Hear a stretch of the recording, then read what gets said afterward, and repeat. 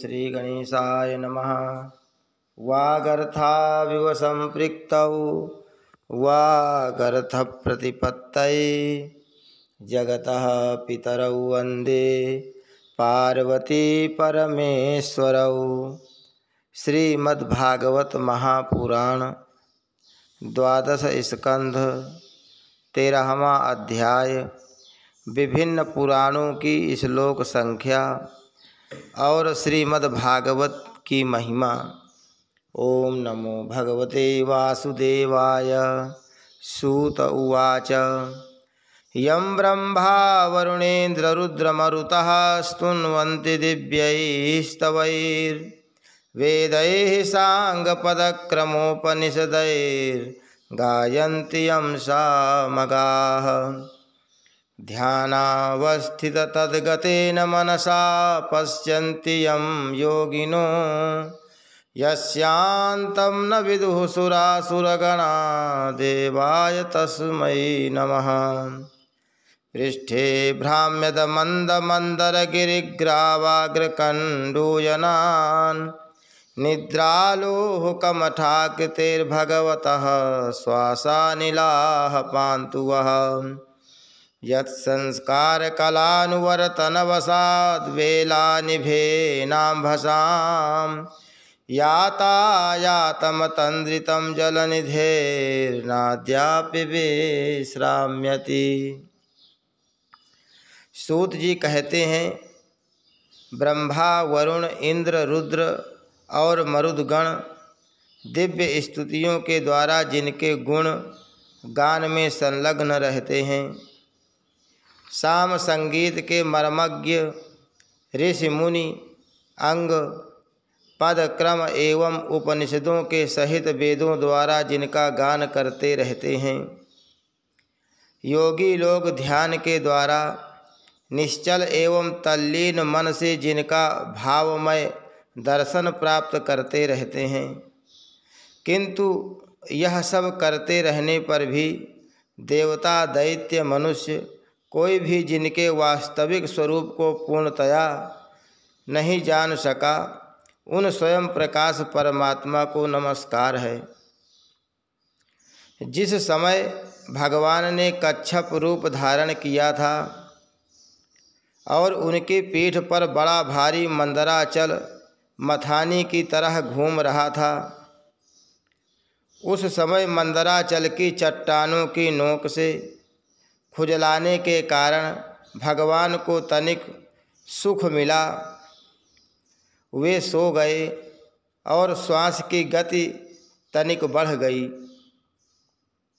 उस समय उस श्वास वायु से जो समुद्र के जल को धक्का लगा था, उसका संस्कार आज भी उसमें शेष है।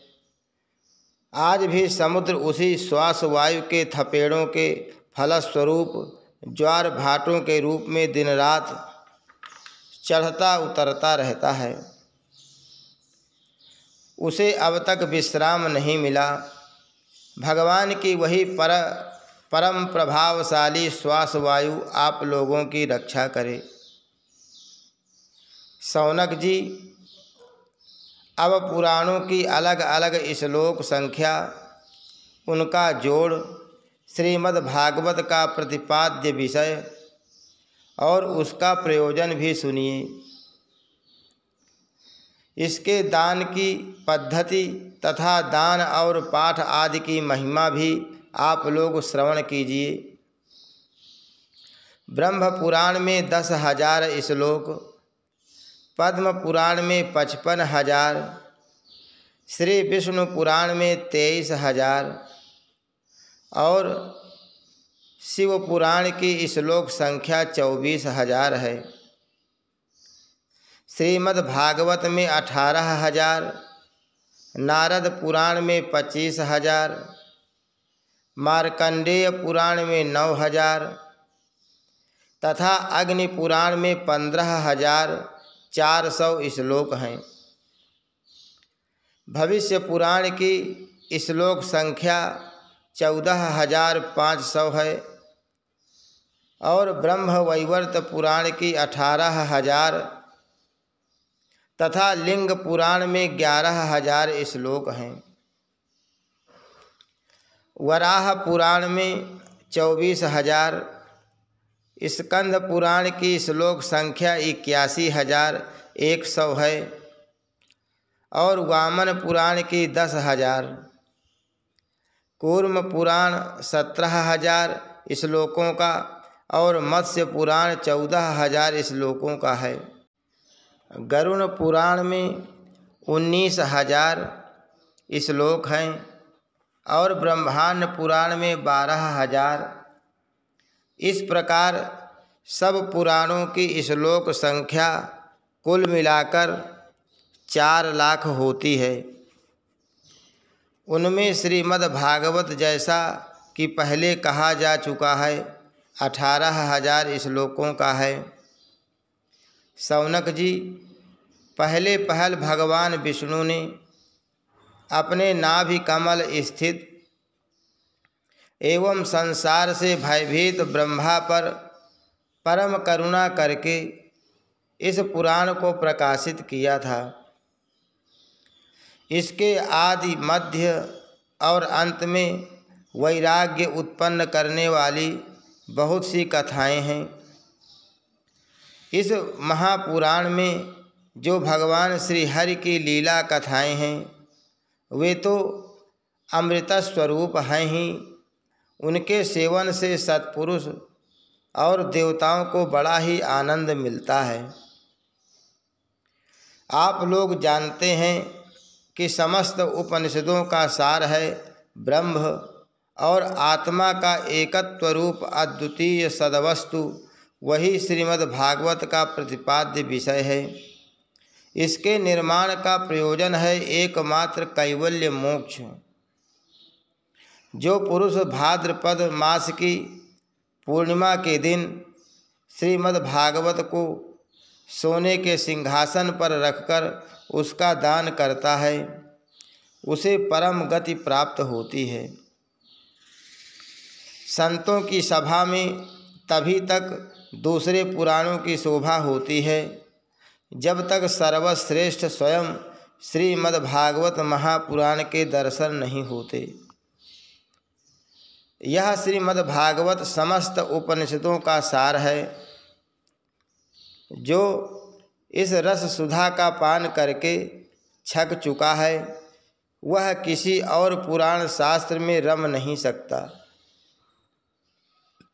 जैसे नदियों में गंगा, देवताओं में विष्णु और वैष्णवों में श्री शंकर जी सर्वश्रेष्ठ हैं, वैसे ही पुराणों में श्रीमद् भागवत है।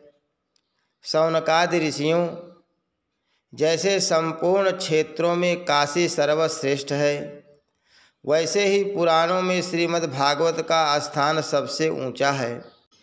यह श्रीमद् भागवत पुराण सर्वथा निर्दोष है। भगवान के प्यारे भक्त वैष्णव इससे बड़ा प्रेम करते हैं।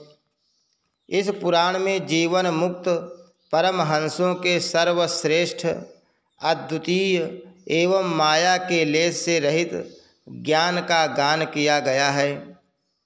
इस ग्रंथ की सबसे बड़ी विलक्षणता यह है कि इसका नैष्कर्म्य अर्थात कर्मों की आत्यंतिक निवृत्ति भी ज्ञान वैराग्य एवं भक्ति से युक्त है। जो इसका श्रवण पठन और मनन करने लगता है उसे भगवान की भक्ति प्राप्त हो जाती है और वह मुक्त हो जाता है। यह श्रीमद् भागवत भगवत तत्व ज्ञान का एक श्रेष्ठ प्रकाशक है। इसकी तुलना में और कोई भी पुराण नहीं है। इसे पहल स्वयं भगवान नारायण ने ब्रह्मा जी के लिए प्रकट किया था। फिर उन्होंने ही ब्रह्मा जी के रूप से देवर्षि नारद को उपदेश किया और नारद जी के रूप से भगवान कृष्णद्वैपायन व्यास को। तदनंतर उन्होंने ही व्यास रूप से योगींद्र सुखदेव जी को और श्री सुखदेव जी के रूप से अत्यंत करुणावश राजर्षि परीक्षित को उपदेश किया। वे भगवान परम शुद्ध एवं माया मल से रहित हैं। शोक और मृत्यु उनके पास तक नहीं फटक सकते। हम सब उन्हीं परम सत्य स्वरूप परमेश्वर का ध्यान करते हैं।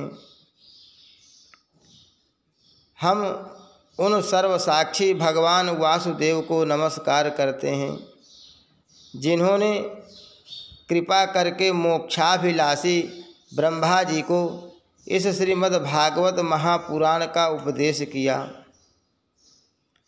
साथ ही हम उन योगीराज ब्रह्म स्वरूप श्री सुखदेव जी को भी नमस्कार करते हैं, जिन्होंने श्रीमद् भागवत महापुराण सुनाकर संसार सर्प से डसे हुए राजर्षि परीक्षित को मुक्त किया। देवताओं के आराध्य देव सर्वेश्वर, आप ही हमारे एकमात्र स्वामी एवं सर्वस्व हैं। अब आप ऐसी कृपा कीजिए कि बार बार जन्म ग्रहण करते रहने पर भी आपके चरण कमलों में हमारी अविचल भक्ति बनी रहे।